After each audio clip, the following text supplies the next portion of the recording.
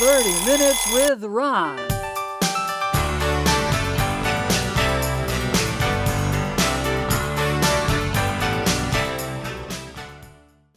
Welcome, everybody. My name's Ron Gagliardi. I'm the host of 30 Minutes with Ron, and we are into our third show with Joann Dunsing, who happens to be sitting right across from me.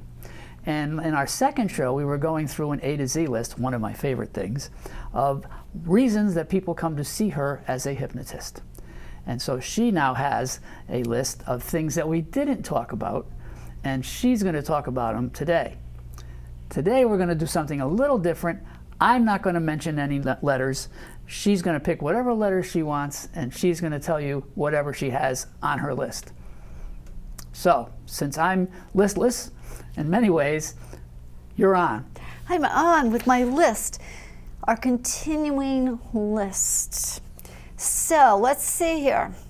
So we did A, B, breakup, recent heartache, plus, needs to, wants to. Let me put on my specs here because I can see so much better with them. Yes. So some people would, because this is A to Z reasons why people would come to see me as a hypnotist. Breakup, recent heartache, plus, needs to, wants to, but. So, using this as an example, I had a client, she was in a difficult marriage, but she came to the conclusion that it was not time to separate, and she hung in there for a couple more years. Mm-hmm. And that was her choice. But in our session, we were able to talk. We were able to bounce things around. We were able to weigh the pros and the cons. We were able to look at things from a very realistic standpoint. That's a common thing, talking with the person while they're under hypnosis? This was prior to the hypnosis. Okay. Then, with that type of a conversation, I'm taking notes because I'm listening to what it is that they really want. Because she may have walked in the door and said, I'm just so confused, I don't know what to do. Right. But in our conversation, in our reframes, in our conversational hypnosis, in our conversational NLP, neuro-linguistic programming, and possibly some EFT, emotional freedom technique tapping. Wow, that's a lot of letters. Eyes open modalities. So from that, she may have come to a place where she was like, okay, I'm not feeling confused about that any longer. But I really want more patience. I want more patience, and I want to be able to create more space between me and the situation. So there's a Viktor Frankl quote that I love, and it goes something like this. Between stimulus and response, there is a space. In Makes that sense. space is our power to choose our response. In our response lies our freedom. Ho ho. Who knew? Yes, yes, yes. So for her to create that space, because it isn't there by itself, we've got to become aware of it, we have to create it. So for her to create that space, oftentimes we just take a deep breath on the inside. In our mind's eye, we might be taking a step back, or we might take a step back in real life. Mm-hmm. Creating the space between the stimulus and the response. So with that, she was able to do that. She was able to maintain a little more peace, a little more calm, a little less crazy reacting. And that's beneficial. Yeah. Yeah. And I think that was a number of years ago. I think that since then she has separated, possibly divorced, I don't know, just from what I've been seeing on Facebook in her feed. So, yeah. So sometimes people are contemplating divorce and they decide it's not a good idea after all, or they decide, whew, I'm going for it. And I just kind of sit there listening, Right. bouncing things back and forth, doing reframes. And then with the eyes closed hypnosis, we bring in what it is that they really want, what is realistic for them. In the eyes closed hypnosis, they can feel it, they see it. Might run a movie where they see themselves doing and being just the way they want to do and be. Okay, now for our viewers who have not heard of Viktor Frankl, I've heard of that person, but I have no knowledge of that person. And I'm assuming it's a he because the name is Victor, not Yeah. Vicky. Okay. Yeah. So can you tell us a little bit about Viktor Frankl in case somebody's interested? Well, he's a survivor of those horrible camps in Germany. Ah, Not only is he a survivor, but he became, I believe he became a psychiatrist, and he has at least one book written. I can't think of the name of it right now. The word man is in it. I can't think of the name of it right now. And a psychologist that I know had the pleasure of having Viktor Frankl as a teacher in one of his college classes. nice. Yeah. All right. So, ladies and gentlemen, if you are interested in Viktor Frankl, right? You can use the Google machine and find out more. All right, back to the list. We don't want to be listless. Back to the list. So cigarettes, a lot. So there's the top 3 reasons why people come to see me as a hypnotist are weight loss, smoking cessation, and stress relief, anxiety relief. So big, big, big with smoking. Cigarettes. Cigarettes are what I'm going to be talking about. People contact me because they're smoking other things. Vaping, maybe. Yeah, and vaping also falls in line with this. And I do have vaping. So, stop smoking. We're looking at cigarettes here. 90% success rate is what I say in my office. 30% of the people find it's difficult, but they made the decision to stop. So I suggest 3 sessions. Some people are a one and done. Most people are not. We need the reinforcement. The old habit is strong. It's got a lot of history to it. Yeah, right. So I do suggest 3 sessions. So 90% success rate. 30% of the people after the sessions, they may find it's difficult, but they made a decision to stop, and that's that for them. 30% of the people, it is as if they never smoked. Years ago, I had this woman call me, and she was laughing, and she said, I have to tell you about my experience this morning. I said, oh, really? So she said she had gotten up out of bed in the morning, went into her living room, stood there, and was feeling like she forgot something. But she had to get ready for work. So she's getting ready for work. She doesn't know what in the world was it that she forgot. She goes back into the living room to pick up her purse to go to work, and she laughed. She forgot to remember to smoke. She always kept her cigarettes in her purse in the living room. I'm like, whoo, oh, I love it if 100% of the people had that. Yes. So, Plus. yeah, so 30% of the people it is as if they've never smoked. They forget to remember to smoke. I love when that happens. Then another 30% of people, they think about it, they miss it, but they remind themselves of why they quit, the benefits. Choosing to quit smoking because I want to take my health back. Choosing to quit smoking because I got a really bad diagnosis from my doctor. I'm choosing to quit smoking because I don't want a bad diagnosis from my doctor. I'm choosing to quit smoking because of the cost. So it's the reminder, reminding themselves, I am choosing because I want.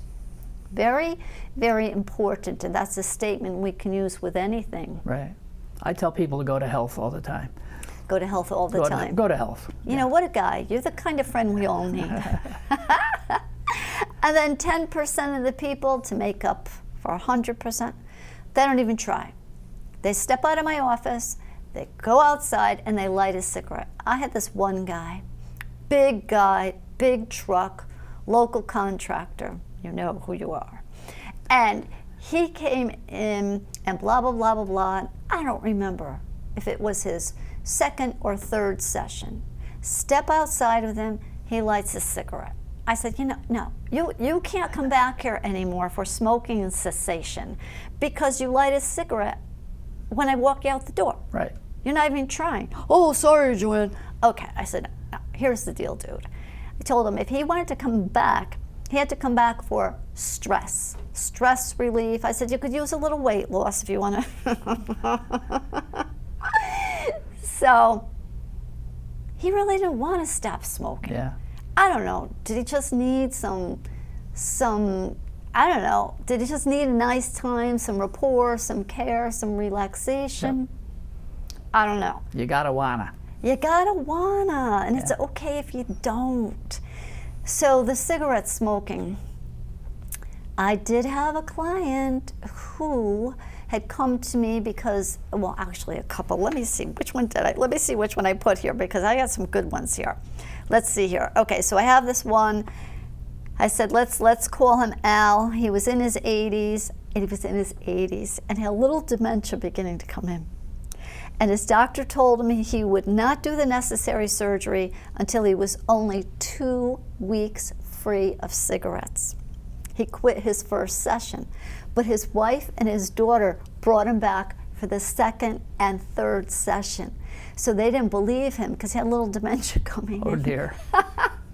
So they would be following him around. He'd step outside like he usually did, but he wasn't smoking a cigarette.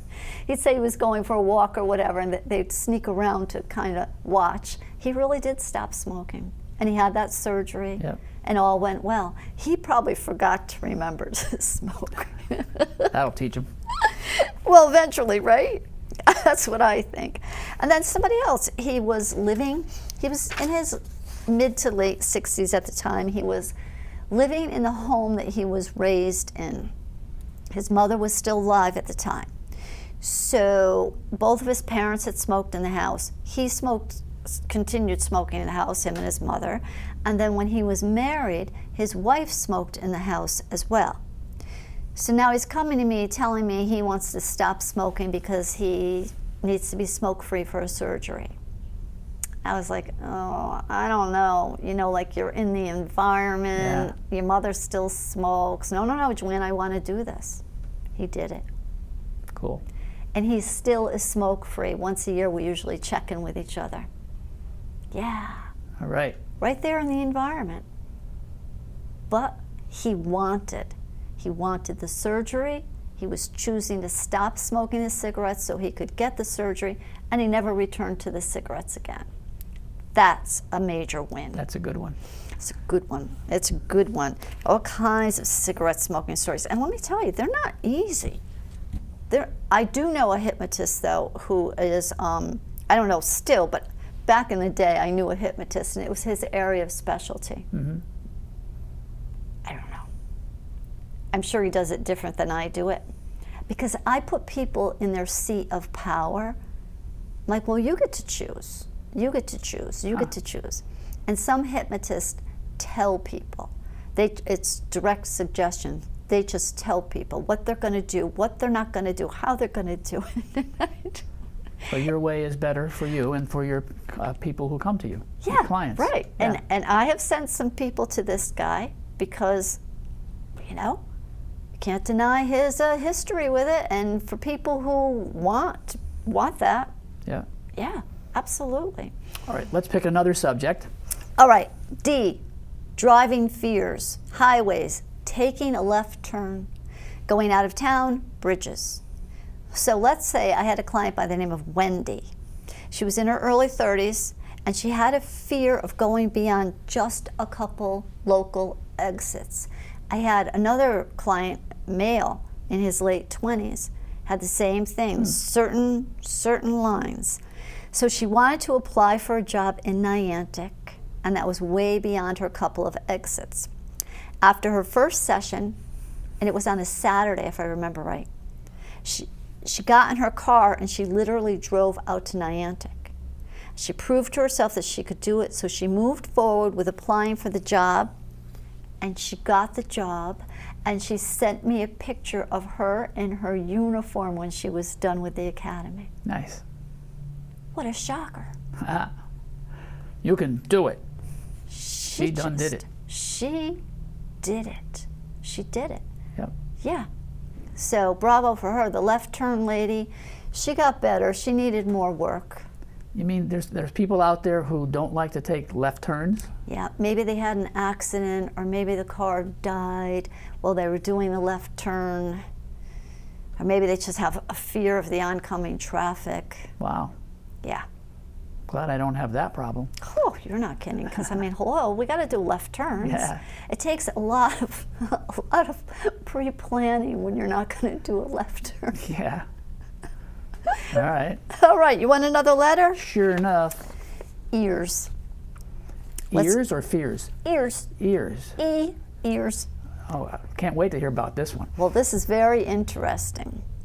So let's call him Thomas. He had Lyme disease, and when he would sit in his recliner at night to relax, he would get a sound in his ears that prevented him from relaxing. The sound became no longer bothersome, and he could relax at night. It wasn't tinnitus? So, and that's going to be part of this. For him, no. Lyme disease shows itself in many different ways. It's a living organism. And with him, this was one of his symptoms. Mm-hmm. So it probably was there all the time. It's just he wants to relax, so he doesn't have all the outer stimulation. He's not in a conversation with someone. He doesn't, he's not at work. So then his brain goes and focuses there. So we changed the way that he was looking at it. We changed the way that he was hearing it. Cool. So now say the T word again. Tinnitus. Tinnitus. Because I, of course, like to say tinnitus. I was going to mention something about that. So Go ahead. Well, in the world of itises, appendicitis is the one that most people think of.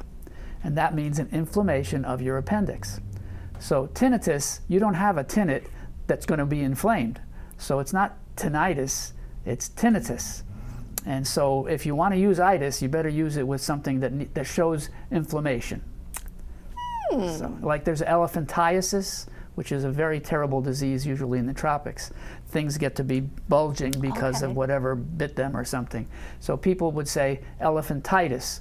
So that would mean inflammation of your elephant. And not too many people own an elephant, so it's got to be elephantiasis.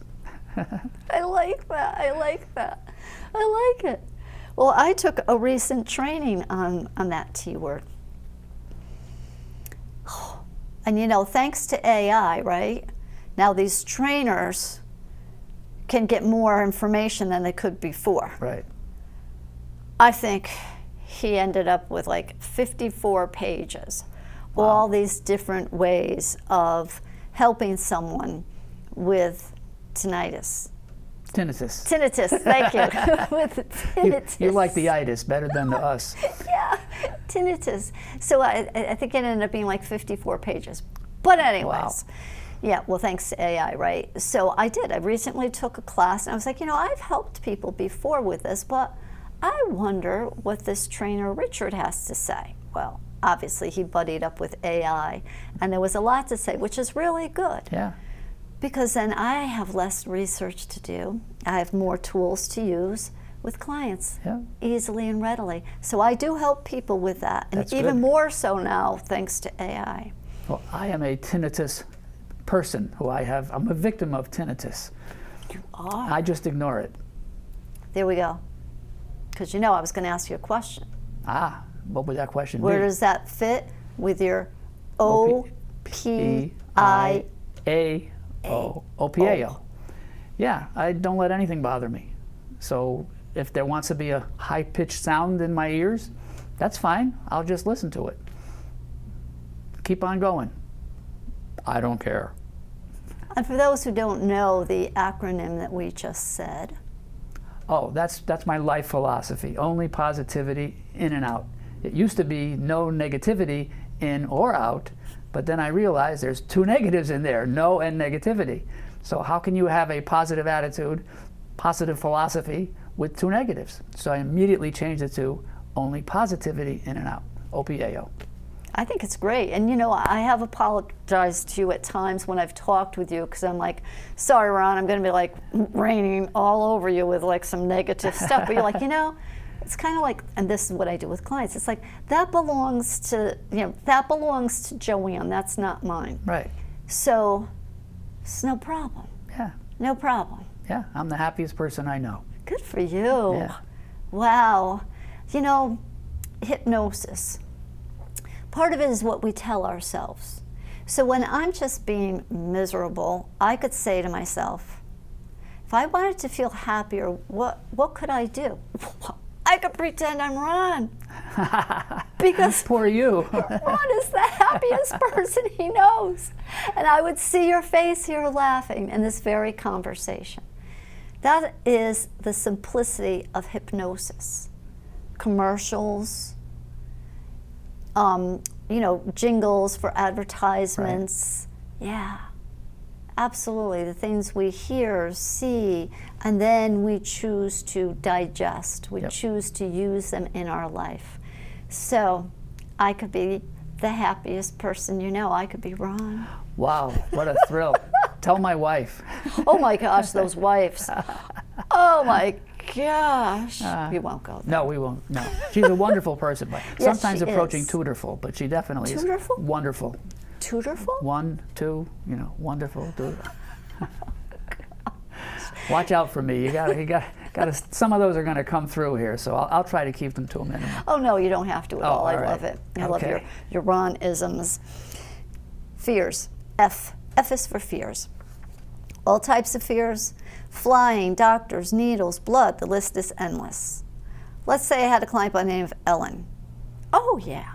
She lived in an area in Brantford where it was known to have all types of snakes. Oh.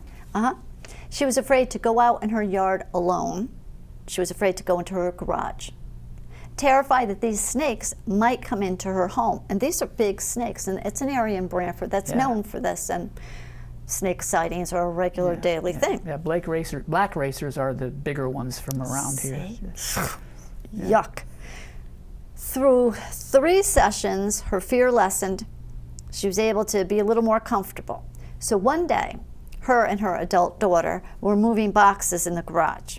And a big snake, she said, oh my God, Joann, a big snake, it stood up, Joann, it stood up. She knew how tall they were. She said, it stood up. And oh my God, she said her daughter braced for pure panic, but my client simply stood there and screamed. Ah. Calmly stood there and screamed. Can you scream calmly? And when she was done screaming, her daughter looked at her and goes, I would say the hypnosis helped. What would you say? And she goes, yeah, I just stood here screaming. I didn't get hysterical. I didn't run. They were like, cool, let's move more boxes. Yes. Wow. Right. That's a good picture. So, it's not about necessarily making something go away in hypnosis. It's often about changing our relationship with it. How to deal with it. Yeah. Right, because it's our perception of it. Yeah. So her perception changed, and perhaps her thought was, oh, there's one of those big guys. As opposed to, oh my God, and she has to run and hide, and then she's afraid it goes into the house. Yeah. Screaming. Wonderful. That was a change. That was a change. A change. So let's see here. Where's another one that we haven't done yet? Let's see here. Let's see here. There we go. Oh. Uh-oh. Well, we're actually talking about this before the show. Jay, I have jerk in their life. I actually looked up the meaning. A jerk is a person who is annoying, foolish, or unlikable, especially if they are cruel, rude, or small-minded. That's the part. Cruel, rude, or small-minded. So people can lose themselves in this type of a relationship, consequently doubting their own good and needing to get back in touch with who they really are and the reality of what they are living. What happens in these types of situations, of course, is the person loses their sense of reality. Because somebody who is a jerk will often tell the other person, well, it's all your fault, Oh. because the intentions are not good. So they come to me and we begin to look at, okay, what is the truth? He said you did, or she said you did. Is that true? Like, no. Okay, next. So beginning to train themselves to look for, is this true? Yep. Is this my responsibility? That might sound a little ridiculous, but when someone is in the intensity of a relationship like that, their reality is skewed. So I love working with those kind of people. Unfortunately, I have a little personal experience in this arena. Mm-hmm. And it is so liberating to be able to, it's like pulling somebody out of a fog and bringing them into the beautiful sunlight and rainbows. I see the Good. truth. You can do it. I was looking for the truth, the truth, the truth. And sometimes people decide to stay in a relationship with a person like that, and that's okay in my world, because I want my clients to do what is right for them. But they just learn a different perspective, no longer being velcroed emotionally to it, but creating that space between the stimulus and their response. Ah. Yeah, it's really liberating. And of course that overflows into every area of our lives, right? Right. Workplace, healthy relationships, the grocery store. You can find jerks almost anywhere. Yes. Sometimes I look in the mirror and there's one. But that would be a nice kind of a jerk, Oh. not an ill-intended jerk. No, I always wanted to be a nice kind of a jerk. That was my aim. Well, you know, Ron, I know we were talking earlier about jerks, right? But this is that way. K, kinder, right? Try to be kind. Kinder. Some Yes. people just want to be kinder. Maybe they were accustomed to behaviors associated with unhealthy defense mechanisms. You know, going back to the jerk example, right? Maybe he or she became very defensive in their survival. Right. And then, It's a way to look at it. yeah. Now, speaking of looking at things, I've been looking at the clock over there. Oh, good. And it's been telling me that we're going to be needing to wrap it up rapidly. Wow. So thank you for coming back. Thank you for sharing what we needed to know. And if we see any elephants around, we'll have to make sure that they're not elephantitis, because then they get really big. Yes. All right, so thank you. And thank you for tuning in. And we're going to move it on out right now. 30 Minutes with Ron is now in your memory. Good luck.